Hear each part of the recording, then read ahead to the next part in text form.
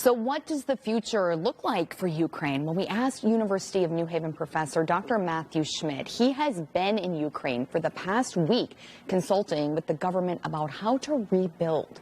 He says it can't wait for an end to the fighting, and that's because millions of Ukrainians who were forced out need sanctuary now.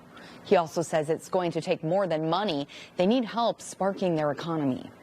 It's not money that is used just to build a road, but it's money that's used to build a road. And in building that road, it allows someone to open up a road building business. And that second part is really the more important part. And that investment in Ukraine's economy, it doesn't just help them financially. Dr. Schmidt says it helps them psychologically as well. When you rebuild that housing, it's not just the house. It's all of the infrastructure that comes in with the house. It's not just a house, it's a home. People need a space to live in and feel physically secure and psychologically secure so they can heal. And he also says rebuilding involves adapting to life at war because no one knows when the conflict will end.